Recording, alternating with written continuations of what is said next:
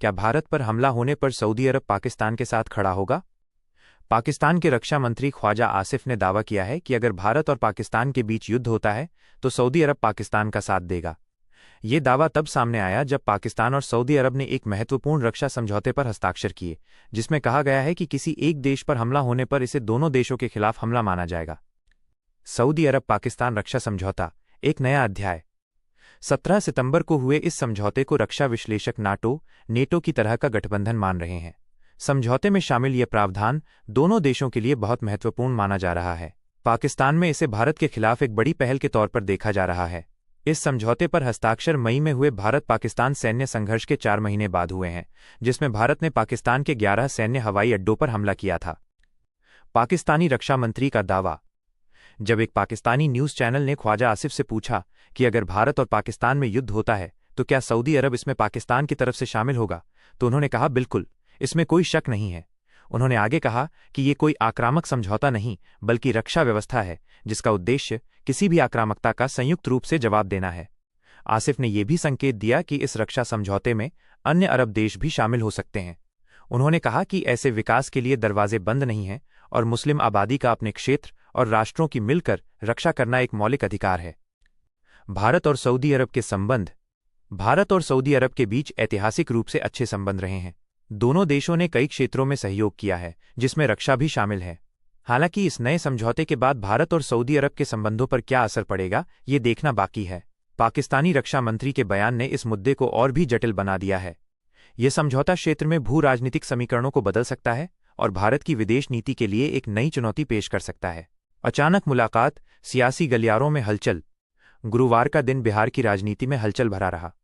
सुबह मुख्यमंत्री नीतीश कुमार ने केंद्रीय गृह मंत्री अमित शाह से एक होटल में मुलाकात की और शाम होते होते अचानक वो अपनी पार्टी जेडीयू के दफ्तर पहुंच गए।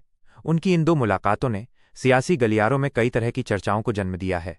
सुबह शाह से मिले, शाम को पार्टी दफ्तर पहुंचे।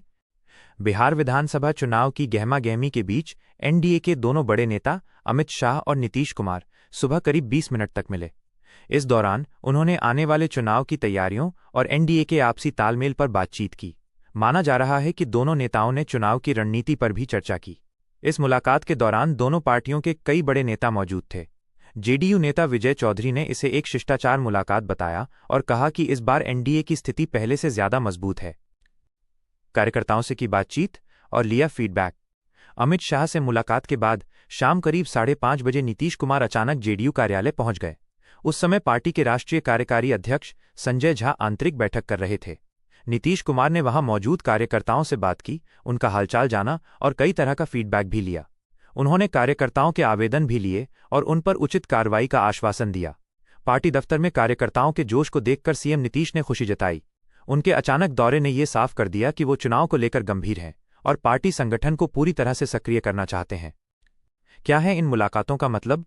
इन 2 घटनाओं को राजनीतिक विशेषज्ञ काफी अहम मान रहे हैं। अमित शाह से मुलाकात जहां एनडीए की एकजुटता और चुनावी रणनीति को दर्शाती है, वहीं नीतीश कुमार का पार्टी दफ्तर पहुंचना यह दिखाता है कि वो जमीनी स्तर पर पार्टी को मजबूत करने में जुटे हैं।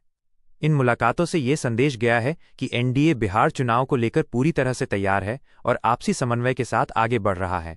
वीजा की तलवार। अमेरिका में भारतीय पेशेवरों पर गहराता संकट। 20 सितंबर 2025 की शाम बैंगलोर के एक छोटे से अपार्टमेंट में हलचल मची हुई थी। रवि, एक सॉफ्टवेयर इंजीनियर जो पिछले 5 सालों से सिएटल में माइक्रोसॉफ्ट के लिए काम कर रहा था, अपनी पत्नी प्रिया और छोटी बेटी मीशा के साथ बैठा था। उनका सामान लगभग पैक हो चुका था क्योंकि रवि को एक प्रोजेक्ट के लिए 2 हफ्तों के लिए भारत आना पड़ा था। लेकिन अब अमेरिका लौटने की उनकी उम्मीदों पर काले बादल छा गए थे। अमेरिका के राष्ट्रपति डोनाल्ड ट्रंप ने H-1B वीजा आवेदन शुल्क को $1 लाख तक बढ़ाने की घोषणा की थी, जिसने पूरे उद्योग जगत में खलबली मचा दी थी। माइक्रोसॉफ्ट ने तुरंत अपने कर्मचारियों को एक एडवाइजरी ईमेल भेजा था, जिसमें H-1B और H-4 वीजा धारकों को कल तक अमेरिका वापस लौट आने की सलाह दी गई थी। जेपी मॉर्गन और अमेजन जैसी अन्य कंपनियों ने भी इसी तरह के दिशा निर्देश जारी किए थे। रवि ने अपने लैपटॉप पर माइक्रोसॉफ्ट का ईमेल दोबारा पढ़ा। हम H-1B और H-4 वीजा धारकों को कड़े तौर पर सलाह देते हैं कि वे समय सीमा से पहले कल ही अमेरिका लौट आएं। रवि जानता था कि कल का मतलब 21 सितंबर की मध्य रात्रि था, जब नया नियम प्रभावी हो जाएगा। भारत से सीधी उड़ान उस समय तक कैलिफोर्निया पहुंच पाना असंभव था। प्रिया ने उदास होकर कहा, मीशा का स्कूल शुरू होने वाला था, हमने सब कुछ प्लान कर लिया था। रवि ने सिर खुजाया। इमिग्रेशन वकील भी यही कह रहे हैं कि जो 21 सितंबर से पहले नहीं पहुंचे वे फंस जाएंगे। न्यूयॉर्क के आवर्जन वकील साइसर मेहता ने भी एक्स पर पोस्ट किया है कि भारत में मौजूद H-1B वीजा धारक समय सीमा चूक गए होंगे। मीशा, जो अपनी मां की गोद में सो रही थी, को देखकर रवि को और भी चिंता हुई। उसका भविष्य, उनके सपने, सब कुछ एक झटके में अधर में लटक गया था। ट्रंप प्रशासन का तर्क था कि ये शुल्क वृद्धि ये सुनिश्चित करने के लिए है कि देश में लाए जा रहे लोग वास्तव में अत्यधिक कुशल हों और अमेरिकी कामगारों का स्थान न लें। व्हाइट हाउस के स्टाफ सचिव विल शार्फ ने H-1B कार्यक्रम को सबसे अधिक दुरुपयोग की जाने वाली वीजा प्रणालियों में से एक बताया था। रवि को गुस्सा आया।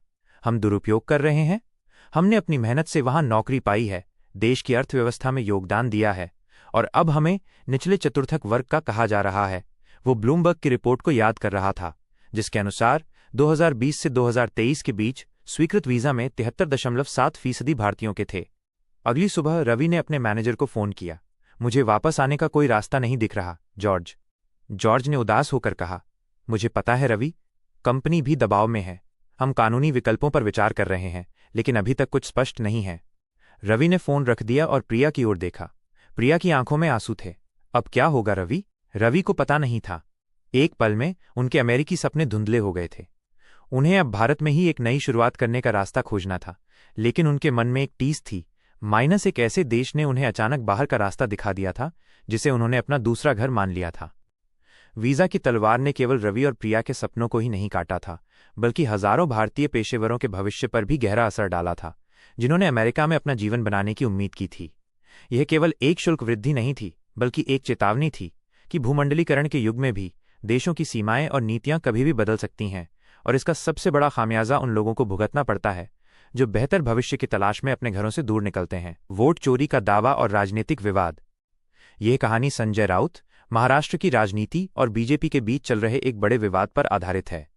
शिवसेना यूबीटी के नेता और सांसद संजय राउत ने महाराष्ट्र में हुए हाल के चुनावों को लेकर एक बड़ा दावा किया है। उन्होंने कहा है कि महायुति, जिसमें एकनाथ शिंदे की शिवसेना, अजित पवार की एनसीपी और बीजेपी शामिल हैं, कि 90% विधायक वोट चोरी करके और धांधली से चुनाव जीते हैं। राउत के अनुसार इन विधायकों को जनता पहचानती भी नहीं है, क्योंकि वे सही तरीके से नहीं चुने गए हैं। राउत ने अपने इस दावे को मीडिया के सामने रखा। उन्होंने कहा कि लोग अब इन विधायकों को ढूंढ रहे हैं, क्योंकि उन्हें पता नहीं है कि उनका विधायक कौन है।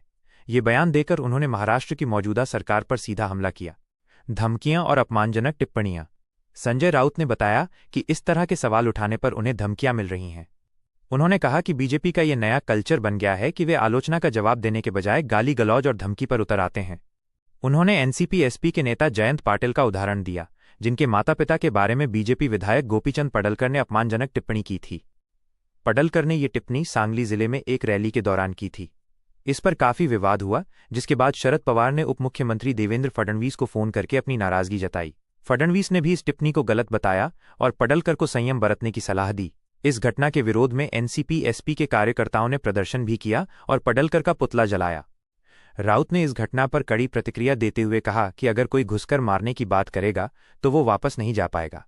ये बयान उन्होंने बीजेपी के नेताओं को चेतावनी देते हुए दिया। लोकतंत्र में आलोचना और सवाल। राउत ने कहा कि लोकतंत्र में सवाल पूछना और आलोचना करना सामान्य बात है, लेकिन बीजेपी इसका जवाब देने के बजाय व्यक्तिगत हमले कर रही है। उनका मानना है कि जब वे वोट चोरी और धांधली के बारे में सवाल करते हैं तो उन्हें धमकियां मिलती हैं, जो लोकतंत्र के लिए सही नहीं है। ये विवाद दिखाता है कि महाराष्ट्र की राजनीति में आरोप प्रत्यारोप का दौर काफी गर्म है और चुनावी धांधली और व्यक्तिगत अपमान जैसे मुद्दे राजनीतिक चर्चा का केंद्र बन गए हैं। क्या आप संजय राउत के इन दावों के बारे में और जानना चाहेंगे, या जयंत पाटिल और गोपीचंद पडलकर के बीच हुए विवाद पर विस्तार से जानना चाहेंगे? ट्रंप के H-1B वीजा नियमों में बदलाव ने भारत के लिए एक मास्टर स्ट्रोक साबित होने का अवसर दिया है, जिससे भारत में ही इनोवेशन और आत्मनिर्भरता को बढ़ावा मिल सकता है। ट्रंप का झटका और भारत का फायदा। डोनाल्ड ट्रंप ने अमेरिकी राष्ट्रपति रहते हुए H-1B वीजा के नियमों में जो बदलाव किए, उससे भारतीय पेशेवरों के लिए अमेरिका जाना मुश्किल हो गया। उन्होंने इस वीजा की फीस को कई गुना बढ़ा दिया, जिससे अमेरिकी कंपनियों के लिए भारतीय टैलेंट को कम सैलरी पर हायर करना अब फायदे का सौदा नहीं रहा।